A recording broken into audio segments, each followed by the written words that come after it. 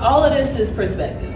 You know, things that happen in our past that we get reminded of in our mind, it's all perspective. If I'm constantly beating myself up because I'm allowing myself to be torn down from something in my past, that's a perspective, that's a place that you're in. Mm-hmm. Some people have had similar challenges, but they decided to say, you know what? It happened to me, but it also happened for me. Mm-hmm.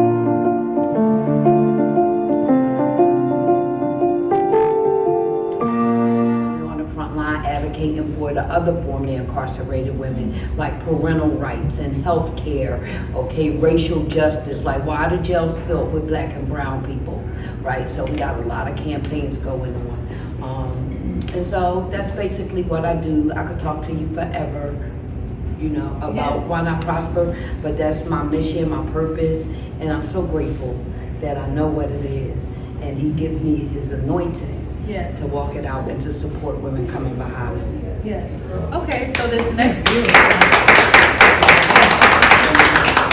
your evolution as a mother. Yes. What does that look like? I was on that panel that my daughter had the courage to say, "Mom, I love you, but I hate you." You know, and that started the evolution. You know, she was really bitter and thought I left her because I went to jail and I put drugs and men and everything in front of her. And so I remember that conversation even to the day. And you know what, sometimes she's still bitter, but what I did was let myself off the hook like I encouraged my sister to do. And then I just show up in the moment, and evolution is ever taking place. I had to forgive my mom, but I also had to start working on my own traumas and my own triggers so I can know how to nurture my daughter. You know, and my daughters rather. I have natural daughters in here and I have spiritual daughters in here. And I am like still evolving. Like, thank you so much for saying that. Like, I need to let myself off the hook. Man, Tori, what you got to say as a daughter? Well, wow, I was gonna go to the next question, but since you asked, well, let's see. Thank you, Dr. Simmons. You know, I really don't have much. I'm not gonna force myself to say anything. I don't have much to say on that. Oh, yes. You know, I really appreciate Miss Queen when she came up here and she talked about the perspective and the W and the M and the E, the 3. Shout out to Miss Queen. Okay. You know, all of this is perspective. You know, things that happen in our past that we get reminded of in our mind, it's all perspective. If I'm constantly beating myself up because I'm allowing myself to be torn down from something in my past, that's a perspective, that's a place that you're in. Mm-hmm. Some people have had similar challenges, but they decided to say, you know what?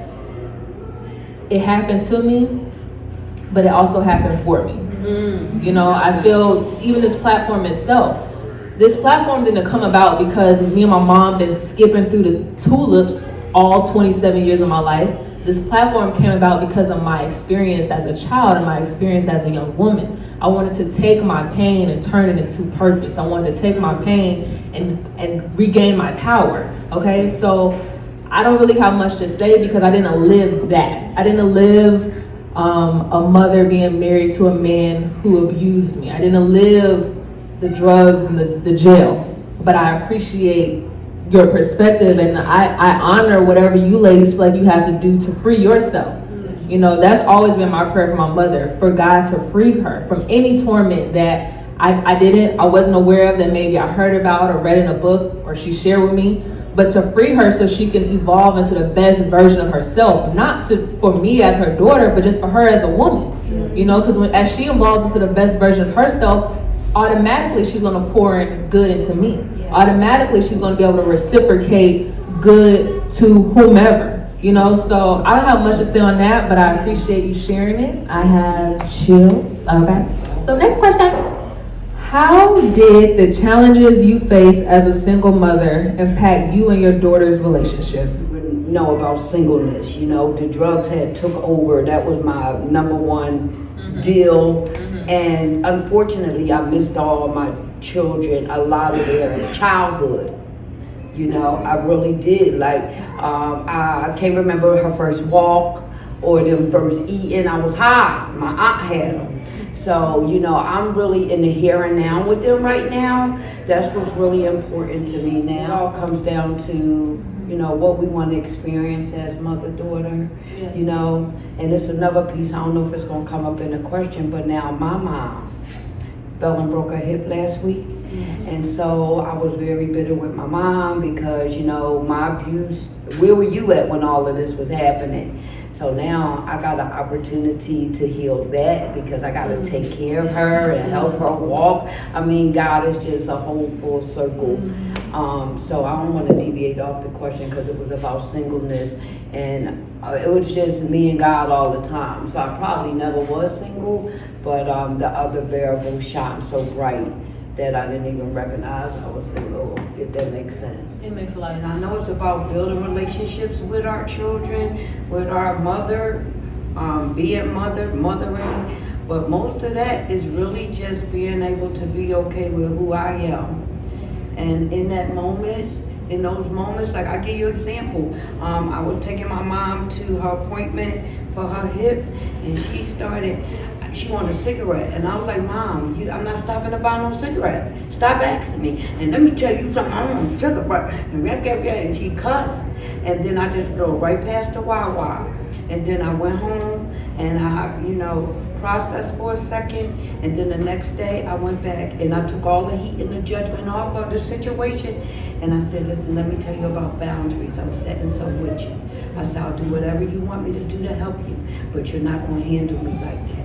You're not going to cuss at me. You're not going to yell at me. All right? Or I'll withdraw. I will withdraw. That is the consequence if this behavior keeps to happen because I'm important. So, wrap it up. All right, praise the Lord. And so, you know what? I went back the next day. She had a different energy. And if she do that again, I will withdraw. Even with a broke hip, because I'm important too. Even as I'm not. I know that's right. Girl, I know all about the withdrawal, okay?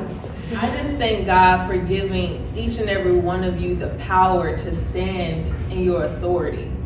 And that is the power that God has given you, okay? And that has just been one of my biggest challenges because my mother is very headstrong. You know, she's very powerful. And she passed that down to me. And I feel like as powerful women, we have to learn to respect how to manage that power. Sometimes we allow that power to manage us.